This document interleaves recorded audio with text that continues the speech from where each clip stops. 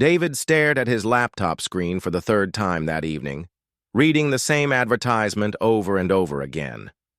The words seemed impossible, yet here they were, displayed on a legitimate website with proper certifications and everything. Interspecies, companion services, experience meaningful connection across the stars. He rubbed his tired eyes and leaned back in his desk chair. The apartment felt bigger and emptier every day. It had been 8 months since Lisa moved out, taking half the furniture and most of the warmth with her. The divorce papers were signed, the lawyers paid, and now David found himself completely alone for the first time in 6 years. His friends meant well with their constant invitations to bars and social events, but David felt like he was sleepwalking through conversations. Dating apps were a disaster. Every coffee date felt forced, every dinner awkward. He was starting to think he had forgotten how to connect with people. That's when he stumbled across this website during one of his late-night internet browsing sessions. At first, he thought it was some kind of joke or science fiction story. But the more he read, the more real it seemed. 5 years had passed since first contact with an alien species called the Scifi. The initial shock had worn off, and now there were trade agreements, cultural exchanges, and apparently companion services. David clicked through the website's information pages. The Scifi were described as a peaceful species facing economic challenges on their home planet. Many young adults volunteered for work programs on Earth to support their families back home. The companion program was one option, where Scifi individuals would live with humans and help with daily tasks while learning about Earth culture. The whole thing felt strange, but David couldn't shake the loneliness that had been eating at him. He lived alone, worked from home as a website developer, and sometimes went days without having a real conversation with another person. His sister lived across the country, his parents had passed away years ago, and his social circle had shrunk after the divorce. After a week of thinking about it, David finally called the number on the website. The representative, a cheerful woman named Janet, explained the process in detail. It wasn't what David had imagined at all. The Scifi volunteers go through extensive training, Janet explained. They learn basic English, human customs, and Earth safety protocols. Think of it more like hosting an exchange student who also helps around the house. But they get paid for this? David asked, still feeling unsure about the whole arrangement. Yes, they receive compensation that they can send home to their families or save for their own future plans. Many use the program as a stepping stone to other opportunities on Earth, like education or permanent employment. The cost was significant, but not unreasonable. David had been saving money since the divorce anyway, with no real plans for it. The contract was for 6 months, with options for extension if both parties agreed. "We have a young woman named Zara who might be a good match for you," Janet continued. She's 24 years old, has completed advanced English training, and specifically requested placement with someone in the technology field. She's interested in learning about human innovation and culture. David spent 3 more days thinking about it. He researched everything he could find about the Scifi species and the companion programs. Most of the reviews were positive, though there were certainly critics who called the whole thing unethical. Others argued that it provided valuable opportunities for both species to learn from each other. Finally, David made the decision. He signed the contracts, transferred the payment, and waited nervously for Zara's arrival date. The day she was supposed to arrive, David cleaned his apartment 3 times. He bought groceries, including some of the Scifi-friendly foods the LAR agency had recommended. He set up the spare bedroom with fresh linens and even bought a small plant for the windowsill, thinking it might make the space feel more welcoming. At exactly 2 p.m., there was a soft knock at his door. David's heart was beating fast as he walked over and opened it. Standing in the hallway was someone unlike anyone he had ever seen. Zara was small, maybe 5 feet tall, with pale blue skin that seemed to shimmer slightly in the light. Her eyes were larger than human eyes, a deep green color, and her hair was silver white and cut short. She wore simple earth clothes, jeans, and a sweater, but somehow looked both familiar and completely foreign at the same time. "Hello," she said in careful English, her voice soft and melodic. "I am Zara. You are David, yes?" Yes, I'm David," he replied, realizing he was staring. "Please come in." She stepped into the apartment carrying a small bag, looking around with those large eyes. David had expected to feel awkward, but her presence was somehow calming, rather than strange. "Your home is very nice," Zara said, though she seemed nervous. "I will try to be good companion for you. I have studied human customs and will help with household tasks." The way she spoke made David feel uncomfortable, like she was reciting from a manual. "You don't need to worry about being perfect," he said gently. "I'm just happy to have some company." Zara nodded but still looked uncertain. David showed her to her room, explaining where everything was in the apartment. She listened carefully to every word, occasionally asking questions about how things worked. "Are you hungry?" David asked after the tour. "I bought some of the foods they said you might like." "That is very kind," Zara replied. "But I can prepare my own meals. I do not want to be burden." "You're not a burden," David said, meaning it. "I was going to make dinner anyway. Why don't we cook together?"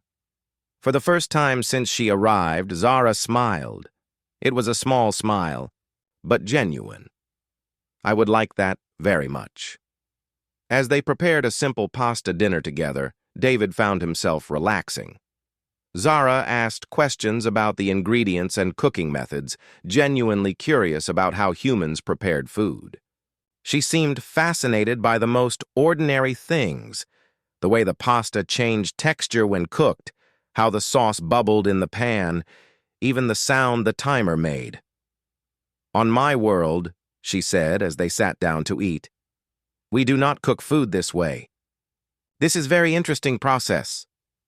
"What's cooking like on your planet?" David asked. Zara paused, as if choosing her words carefully. "It is more simple, less creative, I think. We have rules for everything. This is more free." Something in her tone made David curious, but he didn't want to push too hard on her first day. Instead, he asked about her journey to Earth and what she hoped to learn during her stay. "I want to understand human innovation," she said, her eyes lighting up with interest. "Your species creates so many different solutions for same problems. Very fascinating." As the evening went on, David realized that Zara wasn't what he had expected at all. The agency had made it sound like she would be helpful but somewhat formal, like having a polite housekeeper. Instead, she seemed genuinely excited about everything around her. She asked if she could examine his computer setup, marveling at the multiple monitors and asking detailed questions about his work. "You create websites?" she asked, leaning forward with interest. "Like digital spaces where humans share information?" "Exactly," David said, pleased by her enthusiasm. "Would you like to see how it works?" He spent the next hour showing her some basic web development, and Zara absorbed every detail like a sponge. She understood concepts quickly and asked thoughtful questions that showed she was really thinking about what he was teaching her. By the time they said goodnight, David felt something he hadn't experienced in months: genuine contentment. Not just because he wasn't alone anymore, but because Zara seemed truly happy to be there. She thanked him multiple times for dinner and for showing her his work, and her gratitude felt completely sincere. As David lay in bed that night, he couldn't help but wonder what he had gotten himself into. Zara wasn't just a companion to fill the silence in his apartment. She was a person with her own interests and curiosity, someone who seemed to find joy in things he had stopped noticing long ago. For the first time since his divorce, David was actually looking forward to tomorrow. 3 weeks had passed since Zara arrived, and David's life had changed in ways he never expected. Every morning, he woke up to the smell of something delicious cooking in the kitchen. Zara had taken it upon herself to prepare breakfast, but not the simple earth foods he had stocked. Instead, she was making dishes from her home world using ingredients she somehow managed to find at local specialty stores. "Try this," Zara said one Tuesday morning, placing a plate of what looked like purple pancakes in front of him. "It is called Nala bread on my planet. Very nutritious." David took a bite and was surprised by the sweet, nutty flavor. "This is incredible. How did you learn to make this here?" Zara's eyes lit up with excitement. "I found shop downtown that sells foods from many worlds. Owner is very kind human named Mrs. Chen. She helps me find ingredients and teaches me about earth spices too." What amazed David most was how curious Zara was about everything. She had filled 3 notebooks with sketches and observations about daily human life. He found her one evening drawing detailed pictures of his coffee maker, complete with notes written in her native language. "What are you writing about a coffee maker?" David asked, sitting beside her at the kitchen table. "I am documenting human innovation," Zara explained, not looking up from her drawing. "Your species creates tools for very specific purposes. On my world, we have one device for heating liquids, but humans make special machine just for coffee, another for tea, another for soup. Very interesting approach to problem solving." David had never thought about his coffee maker as innovative, but seeing it through Zara's eyes made him realize how many small inventions humans took for granted. She was fascinated by everything from can openers to television remote controls. "Can you show me how internet works?" Zara asked one day while David was coding. "I understand it connects humans across planet. But how does information travel so fast?" David spent the afternoon explaining networks, servers, and data transmission. Zara listened intently, asking questions that showed she understood complex concepts quickly. She was particularly interested in how humans use technology to share knowledge and connect with each other. "On my world, information sharing is very controlled," she said quietly. "Only certain people can access certain knowledge. But here, anyone can learn almost anything. Very different." Something in her tone made David pause. "What do you mean?" "Controlled?" Zara hesitated, then seemed to choose her words carefully. "My people have very organized society. Everyone has specific role, specific level of access to information. It maintains order." "But you wanted to learn about human technology," David said. "Were you allowed to study that on your planet?" "No," Zara replied simply. "That is why I came here."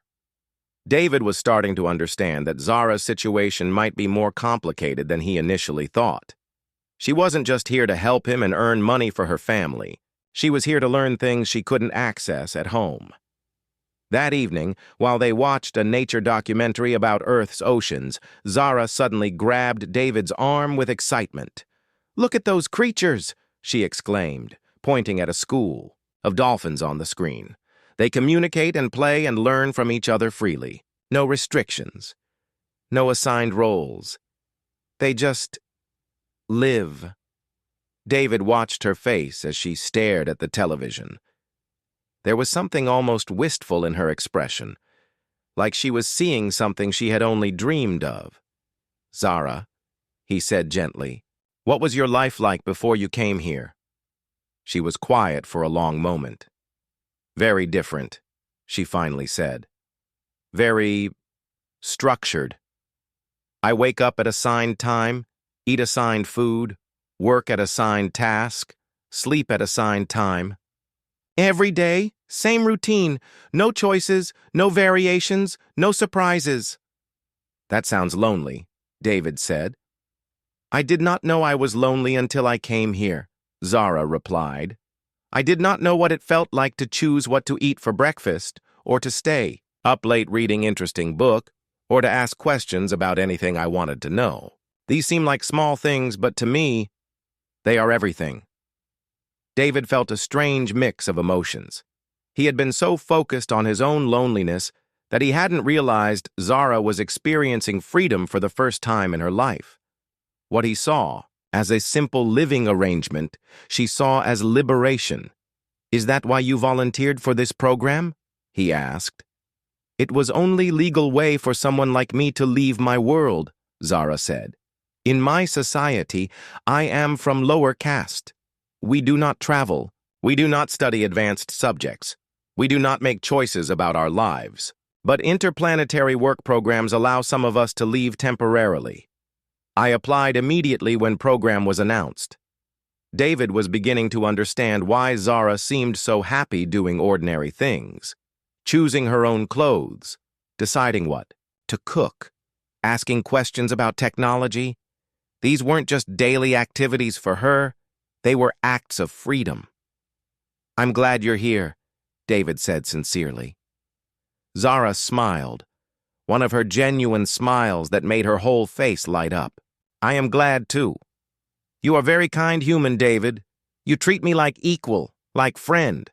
This is new experience for me, but I like it very much." That night, David lay awake thinking about their conversation. He had started this arrangement because he was lonely and wanted companionship, but now he realized that Zara needed this experience far more than he did. She wasn't just helping him feel less alone. She was discovering who she could be when given the chance to choose. By the second month, Zara had transformed David's quiet apartment into something that felt alive. She had bought plants for every room, explaining that her planet had very little greenery, and she wanted to understand how Earth plants grew. She spent hours tending to them, talking to them in her native language, and documenting their growth in her ever-expanding collection of notebooks. "David, look!" she called excitedly one morning, pointing to a small sprout emerging from a pot on the windowsill. "The seeds I planted are growing, in just 2 weeks from tiny seed to living plant. On my world, this process takes much longer because of different soil and atmosphere." David found himself looking forward to her daily discoveries. Zara approached everything with such genuine wonder that it made him see his own world differently. She had convinced him to try foods he had never considered, listen to music from different cultures, and even start learning basic phrases in her language. But David was also noticing changes in himself. He was sleeping better, laughing more, and actually looking forward to each day. Having someone to share meals with, to talk about ideas with, to simply exist alongside, it had filled an emptiness he didn't even realize had been consuming him. One evening, while Zara was teaching him to prepare a traditional dish from her planet, she suddenly stopped stirring the pot and looked at him seriously. "David, I must tell you something important," she said, her voice quieter than usual. "What's wrong?" David asked, immediately concerned. "I have been corresponding with my family back home," Zara began, wringing her hands nervously. "They are very happy with money I send, but they also ask when I will return and accept marriage arrangement they have made for me." David's stomach dropped. "Marriage arrangement?" "Yes. In my society, families arrange partnerships based on social status and economic benefit. I was supposed to be married before I left, but I convinced them to let me come here first to earn money for wedding ceremony." David set down the spoon he was holding. "But what do you want?" Zara looked surprised by the question. "What I want?" "Yes. What do you want? Not your family, not your society's rules. What would make you happy?" Zara was quiet for a long time, staring at the bubbling pot. "I want to stay here," she whispered. "I want to keep learning, keep choosing my own path. I want to study at Earth University and become researcher. I want to help other beings from my world understand that there are different ways to live." "Then why don't you?" David asked gently. "Because my contract here is only for 6 months, Zara said, tears forming in her large green eyes. "And I do not know if it is possible for someone like me to stay longer. I am from lower caste. I do not have many options." David reached out and gently touched her shoulder. "Have you researched what options might exist?" "I have been afraid to look," Zara admitted. If there are no options, then I prefer to enjoy remaining time here rather than worry about impossible future. What if we looked into it together? David suggested. I know some people who work with interplanetary immigration law. Maybe there are possibilities you don't know about. Zara looked up at him with hope in her eyes. You would help me with this? Of course, David said without hesitation. You've become my friend, Zara.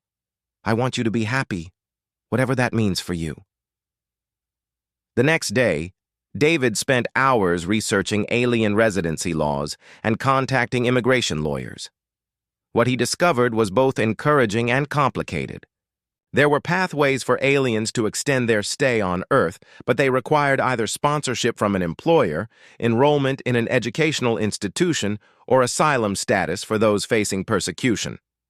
I found some possibilities, David told Zara that evening, showing her the information he had gathered. The most promising option is applying for student status. Several universities have interspecies programs, and some even offer scholarships specifically for alien students. Zara read through the materials with growing excitement. There is a program here for xenobiology, the study of life forms from different planets. This is exactly what I want to study. The application process is competitive, David warned. But your documentation of Earth life and your insights about the differences between our worlds could make a strong application. Over the next week, Zara threw herself into preparing an application. She organized all her notebooks, translated her observations into English, and wrote essays about her goals for interspecies research. David helped her with the technical aspects of the application, but the passion and intelligence behind it were entirely hers. I never imagined I could apply to university, Zara said one night as she worked on her personal statement. On my world, higher education is only for upper castes, but here they evaluate applications based on merit and potential, not family status. David watched her work with a mixture of admiration and something else he was trying not to name. Over the past weeks, his feelings for Zara had evolved beyond simple companionship.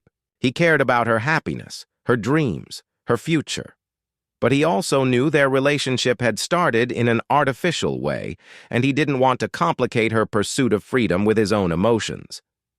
When Zara submitted her application, they celebrated with a dinner of her favorite Earth foods and some traditional dishes from her planet. As they sat talking late into the night about her hopes for the future, David realized something important had shifted between them. They were no longer just a lonely human and an alien companion fulfilling a contract. They had become two people who genuinely cared about each other's well-being and happiness. But David also knew that the most important thing was Zara's independence. Whatever happened next, it had to be her choice, made freely and without pressure. She deserved the chance to discover who she could become when truly free to choose her own path. The acceptance letter arrived on a Tuesday morning in late spring. David heard Zara's excited shout from the kitchen and rushed in to find her holding an official-looking document, tears of joy streaming down her face. "I got in!" she exclaimed, practically bouncing with excitement.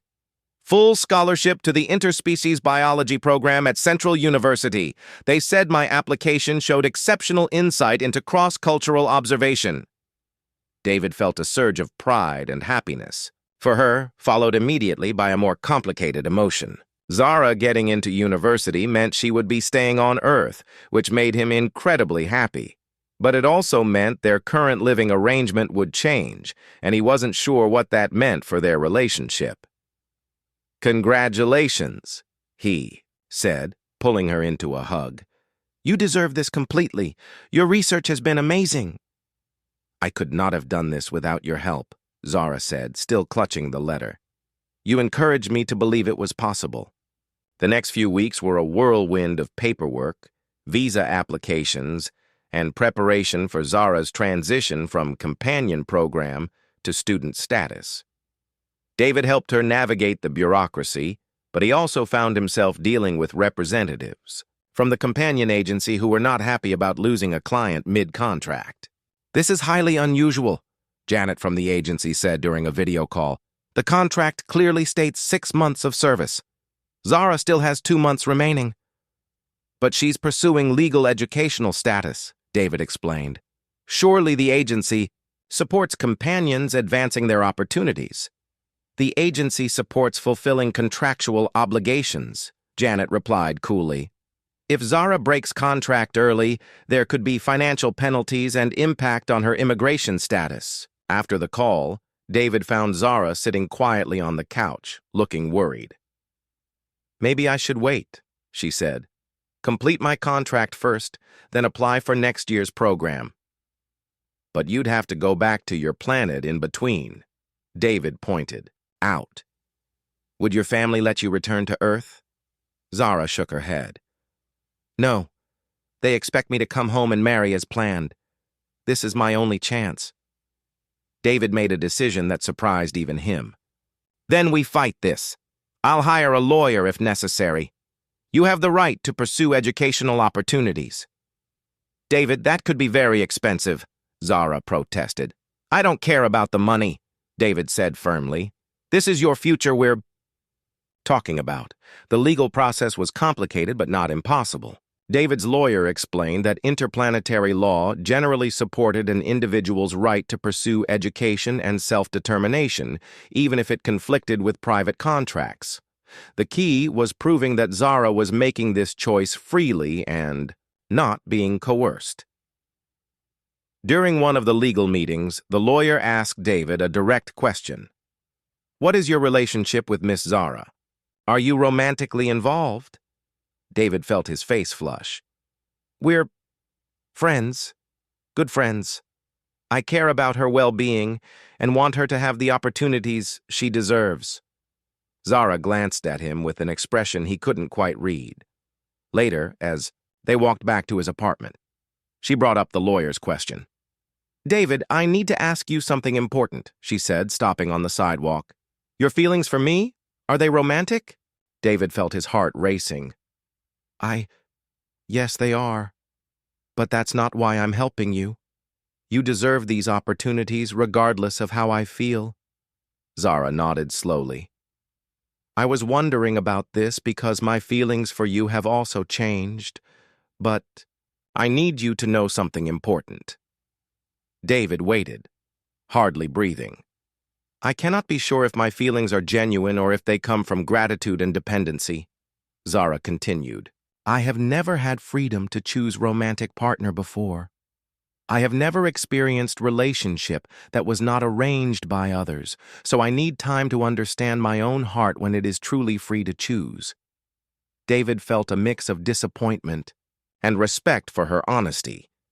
I understand completely. Your independence is the most important thing.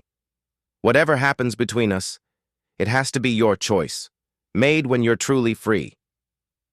Thank you for understanding, Zara said, relief evident in her voice. You are a good man, David. That is why I need to be sure my feelings come from right place. The legal battle took another month to resolve, but eventually they won. Zara was granted permission to transition directly to student status without completing her original contract. The agency was required to refund the unused portion of David's payment, though he honestly didn't care about the money anymore. As Zara prepared to move into university housing, David felt a strange mix of emotions. He was incredibly proud of her accomplishments and excited for her future. But he was also going to miss her daily presence in his life more than he wanted to admit. I will miss living here, Zara said on her last morning, looking around the apartment that had been her first taste of freedom. This place taught me what it feels like to make choices about my own life. You can visit any time, David said, trying to keep his voice light. I'd like to hear about your studies and how you're doing. Zara smiled. I would like that very much. And David, thank you for treating me like equal from the very first day. You gave me gift of dignity, and that made everything else possible. As David watched her leave for her new life at university, He realized that their time together had changed him too.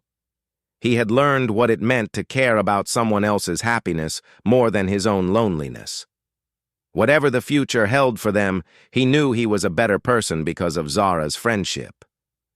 6 months after Zara started university, David's life had settled into a new rhythm. He still lived alone, but it no longer felt empty the way it had before. He had friends now, people he had met through helping Zara navigate Earth bureaucracy, other humans involved in interspecies programs, and even some of Zara's alien classmates who had become regular visitors to his apartment. Zara herself had flourished beyond anyone's expectations. Her professors praised her unique insights into cross-species biology, and she had already co-authored 2 research papers comparing life systems between Earth and her home planet. She visited David regularly, usually bringing friends from school, and filling his apartment with animated discussions about their studies. "David, you must meet Kex," Zara said one evening, introducing him to a tall, crystalline being from a planet called Theros. "Kex is studying human engineering and is fascinated by your work creating websites." David found himself becoming an unofficial mentor to several alien students, helping them understand human technology and culture. It was rewarding in ways he had never expected, and it kept him connected to Zara's world without being dependent on her attention. But David would be lying if he said he didn't still have feelings for Zara. Watching her grow more confident and independent only made him admire her more. She had cut her silver hair in a new style popular among Earth students, learned to drive a car, and even started a support group for other aliens transitioning to life on Earth. "You have created something wonderful," David told her one evening as they walked through the city after dinner. "How many students are in your support group now?" 23, Zara replied proudly, "and 3 humans who volunteer to help with practical things like banking and healthcare navigation. It started because I remembered how overwhelmed I felt. In first weeks, even though I had your help, most students arrive with no support system at all." "Your sister is still planning to apply for the program next year?" David asked. Zara nodded excitedly. "Yes, she has been preparing application with help from materials I sent home. Our parents are not happy, but they cannot argue with success I have found here. I have been able to send more money home than I ever could have earned in arranged marriage." They walked in comfortable silence for a while, enjoying the mild evening air. Finally, Zara spoke again. "David, I want to tell you something important." David felt his pulse quicken, but tried to keep his voice casual. "What's that?" "I have been seeing." "Counselor at university," Zara began. "Someone who specializes in helping beings who come from restrictive societies adjust to freedom. She has helped me understand many things about myself." "That sounds helpful," David said carefully. "Yes, very helpful. And one thing I have learned is that my feelings for you are genuine. They are not based on gratitude or dependency. They are based on respect, shared values, and emotional connection I choose freely." David stopped walking and turned to face her. "Zara, but I also learned that I need to be a complete person on my own before I can be a good partner to someone else," she continued. "For past year, I have been discovering who I am when free to choose. Now I know." "And who are you?" David asked softly. Zara smiled, the confident smile of someone who had found her place in the world. "I am researcher, teacher, friend to many people. I am someone who chooses kindness but also speaks up for what is right. I am someone who believes beings from different worlds can learn from each other and build better future together." "You sound like someone I'd like to get to know better," David said, meaning it completely. "Good," Zara laughed, "because I was hoping you might want to try dating me, properly this time, as equals who choose to spend time together because we enjoy each other's company." David felt his heart soar. "I would love that very much." "There is one condition," Zara said, her expression becoming more serious. If we do this, it must be real relationship between two independent people. Not human helping alien, not grateful companion staying with kind benefactor. Just David and Zara, choosing each other freely. That's exactly what I want too, David replied. Their first official date was dinner at the small restaurant where Zara had first discovered Earth cuisine. As they talked and laughed together, David marveled at how different this felt from their early days as companion and client. There was no obligation, no contract, no artificial structure to their interaction. Just two people who had found something special together and chosen to explore it further. I have something to tell you, Zara said as they shared dessert. My research advisor has offered me opportunity to continue studies in graduate program. If I accept, I will be on Earth for at least 4 more years. What do you want to do? David asked. I want to stay, Zara said without hesitation. Earth has become my home. The work I am doing here matters. And she smiled at him. There are people here I care about very much. As they walked home together that night, David reflected on how much both of their lives had changed. He had started this journey looking for companionship to fill his loneliness.